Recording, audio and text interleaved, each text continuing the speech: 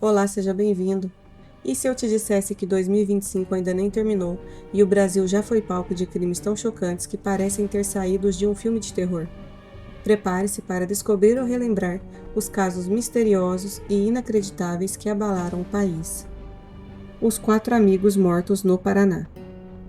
A polícia encontrou, na sexta-feira, 19 de setembro, os corpos de 4 homens que estavam desaparecidos depois de saírem de São Paulo com destino ao Paraná para cobrar uma dívida. Os corpos das vítimas, Rob Schleierni, Rafael Juliano, Diego Henrique e Alencar Gonçalves, estavam enterrados em uma área de mata, próximo a Icaraíma, no noroeste do estado. Os corpos têm aparentes marcas de violência, o que pode indicar tortura, mas passarão por perícia. Os amigos saíram de São José do Rio Preto e foram ao Paraná cobrar uma dívida de R$250 mil referente à compra de um imóvel. Eles foram vistos pela última vez no dia 5 de agosto conversando em uma padaria em Icaraíma, mas deixaram de responder aos familiares por volta do meio-dia. Na tarde da sexta-feira, 12 de setembro, a polícia encontrou a picape utilizada pelas vítimas enterrada em um bunker em uma área rural da cidade, coberto por uma lona.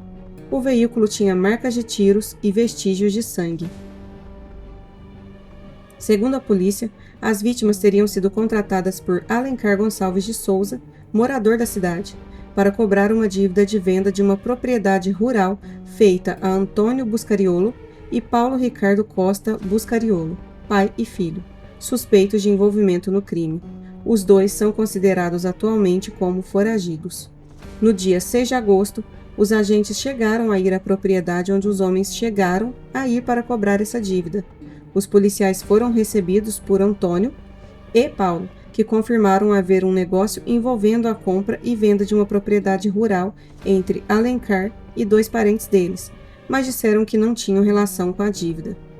Pai e filho passaram a ser suspeitos depois que deixaram a propriedade, assim que foram liberados da delegacia. Desde então, eles não foram mais encontrados. O mistério em Interlagos. Em 30 de maio de 2025, o empresário Adalberto Amarillo Júnior desapareceu durante um evento no Autódromo de Interlagos, em São Paulo. 3 dias depois, o que parecia apenas um sumiço se transformou em um dos casos mais sombrios do ano. O corpo dele foi encontrado dentro de um buraco em uma obra do autódromo. Ao que tudo indicava, a morte deu-se por asfixia. Entretanto, a vítima possuía vestígios de terra nas vias respiratórias, o que indicava que Adalberto poderia ter sido enterrado ainda com vida. Sem calças, sem tênis e sem ferimentos visíveis, a cena deixava mais perguntas do que respostas. Entre os principais suspeitos está Leandro de Tales Pinheiro, um lutador de jiu-jitsu que trabalhava como segurança no evento. Leandro foi preso em flagrante após a polícia encontrar 25 munições de calibre 38 em sua casa, mas acabou sendo liberado depois de pagar fiança. Hoje, ele segue investigado em liberdade, enquanto as autoridades buscam provas para esclarecer o que realmente aconteceu naquela noite em Interlagos e a possível participação de outros envolvidos. Um crime cercado de silêncio, mistério e muitas dúvidas sobre quem realmente matou Adalberto Amarillo Júnior. O sequestro e morte de Natane Alves. A jovem Natane Alves Salles, de 20 anos, foi sequestrada, feita refém e assassinada após sair da igreja na tarde do domingo 16 de fevereiro em Quixeramobim, interior do Ceará, por 3 suspeitos que, sob efeito de álcool e drogas, aproveitaram a oportunidade para cometer o crime. Segundo a polícia, o objetivo dos homens era roubar o carro de Natane e vendê-lo para pagar uma dívida. A vítima foi encontrada horas depois, já sem vida, na cidade vizinha de Banabuiú. As informações do caso foram divulgadas pela Polícia Civil do Estado. Conforme a polícia, os homens estavam em Quixeramobim desde sábado, dia 15 de fevereiro, e planejaram o roubo. O crime foi de oportunidade.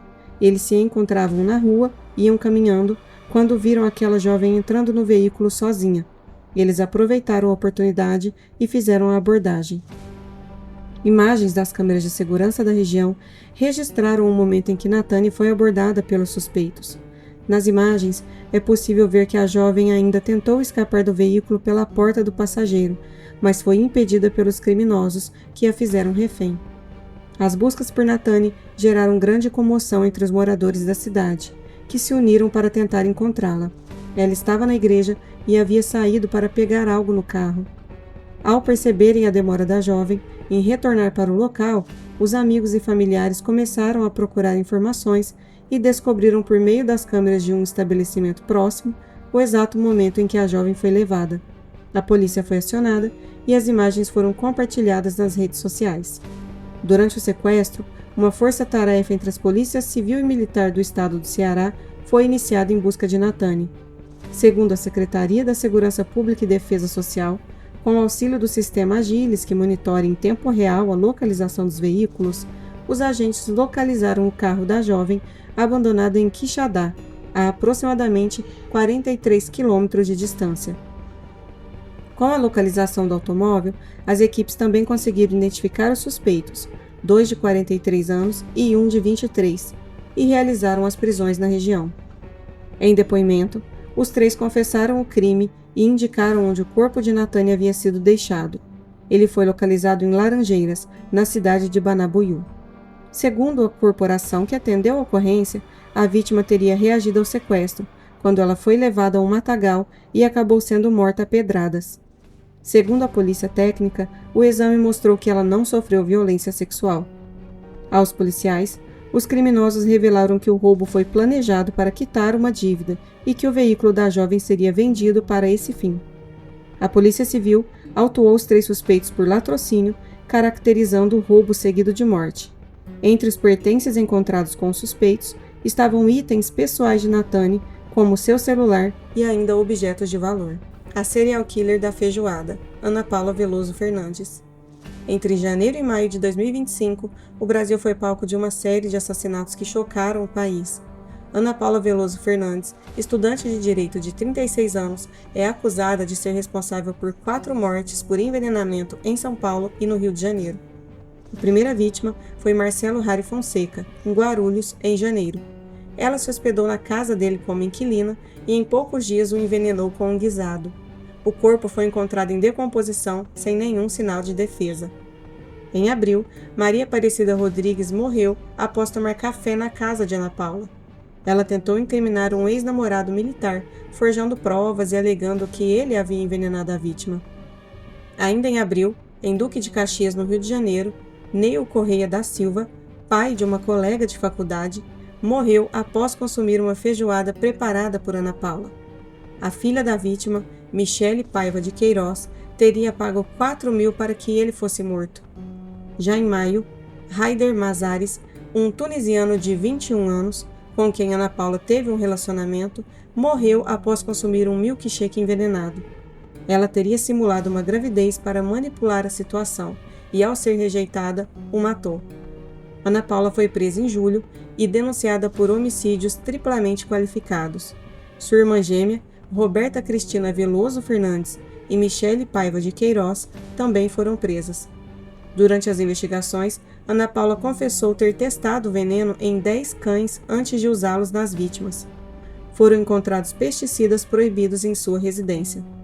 A polícia descreve Ana Paula como fria, manipuladora e sem remorso, sugerindo que ela sentia prazer não apenas em cometer os crimes, mas também em acompanhar o impacto causado por eles, uma verdadeira serial killer. A morte de Vitória Regina. O desaparecimento e a trágica morte de Vitória Regina de Souza, uma jovem de 17 anos, comoveu os moradores de Cajamar, em São Paulo, e a todo o Brasil. A história começou em 26 de fevereiro, quando a garota, após um dia de trabalho em um shopping local, pegou o ônibus de volta para casa. Naquela noite, Vitória compartilhou mensagens de texto com uma amiga, expressando o medo que estava sentindo ao perceber que estava sendo seguida por 2 homens. Testemunhas relataram ter visto um automóvel com 4 homens seguindo a jovem depois que ela desceu do ônibus. Após seu desaparecimento, a cidade se uniu em buscas incessantes. A polícia e os familiares, apoiados por diversos agentes, cães farejadores e drones, procuraram por Vitória em todos os cantos da região. A angústia chegou ao fim em 5 de março, quando o corpo de Vitória foi encontrado em uma área de mata em Cajamar. O corpo da jovem estava em estado avançado de decomposição e apresentava sinais de violência. A jovem estava com a cabeça raspada e sem as roupas. A investigação do assassinato de Vitória Regina segue em andamento mesmo após a conclusão do inquérito pela Polícia Civil de São Paulo. Isso acontece porque os exames requisitados ao Instituto de Criminalística e ao Instituto Médico Legal ainda não haviam sido finalizados. A polícia já indiciou Michael Antônio Salles dos Santos por homicídio qualificado e ocultação de cadáver após uma suposta confissão. No entanto, a defesa de Michael nega veementemente a confissão e alega coação policial, de acordo com o relato de Michael aos seus defensores. Triplo homicídio em Ilhéus. No dia 15 de agosto, Alexandra Oliveira, Maria Helena do Nascimento e Mariana Bastos da Silva saíram para passear com o cachorro de estimação de uma delas na Praia dos Milionários em Ilhéus, na Bahia. Câmeras de segurança instaladas em barracas da localidade registraram o momento do passeio. Nas imagens, é possível ver as vítimas lado a lado enquanto caminhavam tranquilamente pela areia da praia. Tutora do cão, Mariana segurava a coleira do animal. As três chegaram a cruzar com outras duas pessoas que se exercitavam pela praia e seguiram em frente. Depois disso, elas sumiram e foram encontradas mortas no dia seguinte, todas com ferimentos no pescoço, compatíveis com arma branca, além de lesões causadas possivelmente por cacos de vidro. Na segunda, 24 de agosto, um homem confessou ter matado as três mulheres. Disse à polícia que agiu sozinho e esfaqueou as vítimas ao tentar assaltá-las. Thierry Lima da Silva, de 23 anos, foi detido por tráfico de drogas e, durante a audiência de custódia, confessou o assassinato. No interrogatório, afirmou que arrastou uma das vítimas pelo braço, utilizando uma faca, com a intenção de cometer um roubo. Em seguida, foi surpreendido pelas outras duas mulheres que tentaram intervir e acabaram atacadas. O suspeito contou que estava sob efeito de drogas e roubou R$30 das mulheres. Contou ainda que durante a ação havia barulho de festa e jogo de futebol nas proximidades, o que, na avaliação dele, impediu que outras pessoas ouvissem os gritos das garotas. Quanto ao cachorro, o suspeito admitiu que o amarrou em um coqueiro, próximo aos corpos das três mulheres, porque não tinha interesse em levar o animal. Mesmo após a confissão de Thierry, a Polícia Civil informou que as investigações seguem a fim de localizar e identificar outros possíveis suspeitos de envolvimento no triplo homicídio.